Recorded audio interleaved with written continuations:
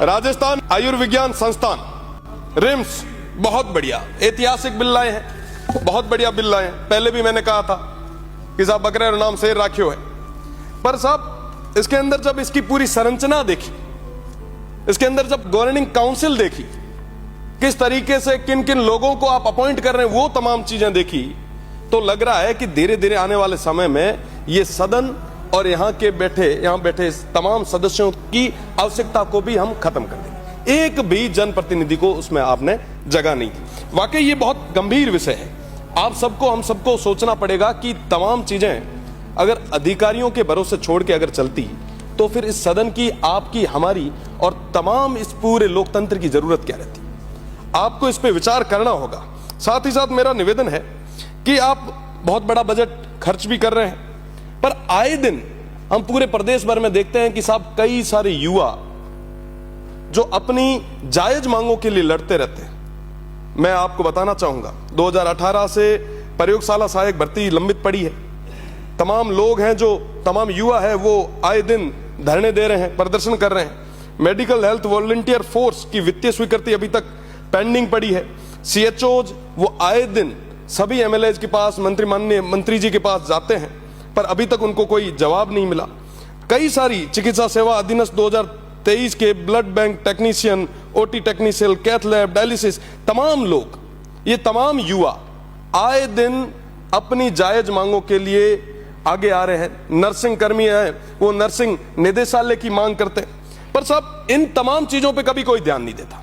RIMS बनाने की ओर तो हम जा रहे हैं, पर आप विचार करें साहब, एक तरफ आप रिम्स बना रहे हैं, दूसरी तरफ आपके ग्रामीण क्षेत्रों के CSC, PSCs के क्या हाल है, डिस्ट्रिक्ट हेडक्वार्टर के जो हॉस्पिटल्स हैं उनके क्या हाल है।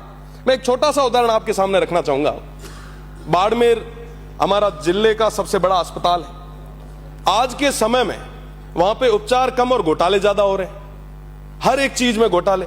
मैं तो प्रदेश की सरकार से और विशेषकर मंत्री जी से निवेदन करना चाहूंगा, अगर आप मजबूत हैं, अगर वाकई कुछ कर सकते हैं, तो Barmer medical college, Barmer hospital और पूरे हेल्थ सिस्टम की एक बार जांच करवा दें।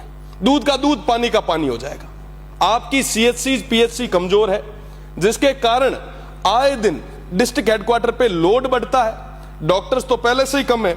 अब डॉक्टर की मैं बात कर लूं, अपन बात कर रहे हैं कि साहब हम रिम्स बना रहे हैं।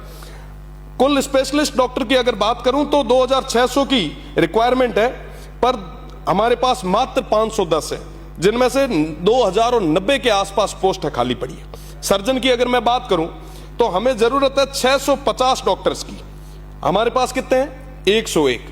कुल कितने खाली पड़े हैं पद? 500 गुण 50। स्त्री रोग, अभी जो बात चल रही थी, मातृशक्ति की बात हम करते हैं, महिला सशक्तिकरण की बात करते हैं, पर आप देखें साहब कि 650 पदों की जरूरत है, 650 डॉक्टर्स की जरूरत है। उनमें से हमारे पास कितनी है? मात्र 131। आप विचार करें कि 519 पोस्टें खाली पड़ी है। मैं ये आंकड़ा बता रहा हूं, ये आंकड़ा मेरा नहीं है, ये हेल्थ डायनेमिक्स ऑफ इंडिया का एक सर्वे है, उसकी रिपोर्ट मैं आपके सामने रख रहा हूं। अगर मैं चाइल्ड, जो शिशु रोगों के स्पेशलिस्ट डॉक्टर हैं, उनकी अगर मैं बात करूं तो 650 के आसपास की, माननीय सदस्य, ये तमाम आंकड़े हैं साहब। आप रिम्स बनाएं, आप रिम्स बनाएं, हम आपके साथ में हैं। अगर आप कोई नवाचार, मेरा निवेदन है सभापति महोदय, आप कोई नवाचार करें, हम आपके साथ रहेंगे, पर कम से कम जो निवेदन है, और बहुत सारे मुझे आपका संरक्षण चाहिए साहब। मेरी बात मुझे पूरी करने दें। आप बनाएं, आप निश्चित रूप से बनाएं, पर आप जो पहले से जो व्यवस्था है उसको मजबूत तो करें। मैं बाड़मेर से आता हूं, सीमांत क्षेत्र से आता हूं। मेरे क्षेत्र का गडरा जो ब्लॉक है, उसके अंदर सबसे ज्यादा जरूरत है हेल्थ की। आज के समय में 70 से 80 किलोमीटर तक CSC, PSC आसपास की बात, ये स्थितियां अपने इस क्षेत्र की, ये बात बहुत ज्यादा जरूरी है। उस बॉर्डर को मजबूत करने की बात कर रहा हूं।